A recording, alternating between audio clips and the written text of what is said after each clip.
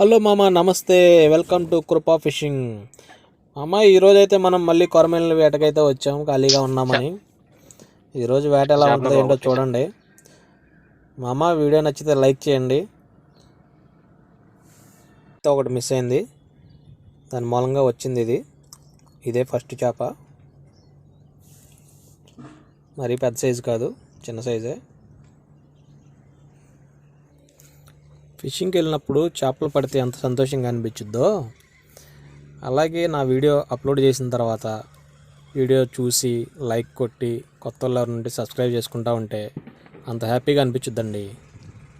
కొంచెం లైక్ కొడతా ఉండండి, బాగుంటుంది, నాకు కూడా హ్యాపీగా ఉంటుంది. ఇది రెండో చేప. ఇది పెద్ద సైజ్ ఏం కాదు, చిన్నదే, మరీ చిన్నదే, కొంచెం పర్వాలా పొట్టదే.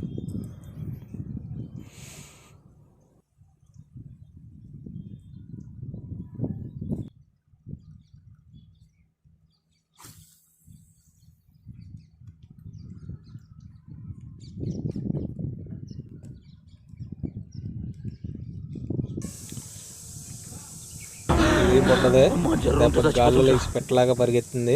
రెండోసారి గ్యాలం దగ్గరికి రాదు ఇది.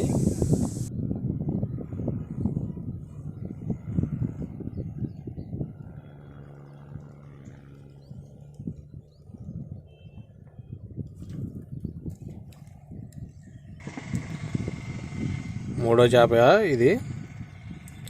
మొత్తం 3 చేపలు.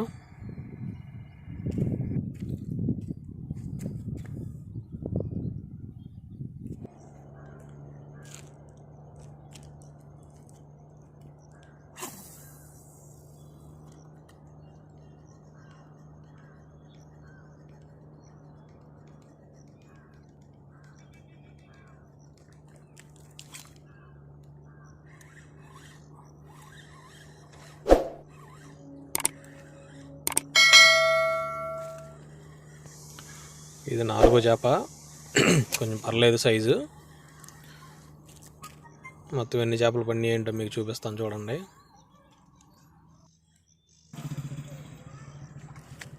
ఇది కూడా పడితే 5 అయ్యాయి. ఈ చేప మిస్ అయింది. ఈ వీడియో మీకు పెట్టడానికి 3-4 నిమిషాలే పట్టవచ్చు, కానీ ఈ వీడియో తీయాలంటే 3-4 గంటలు టైం పడుద్ది.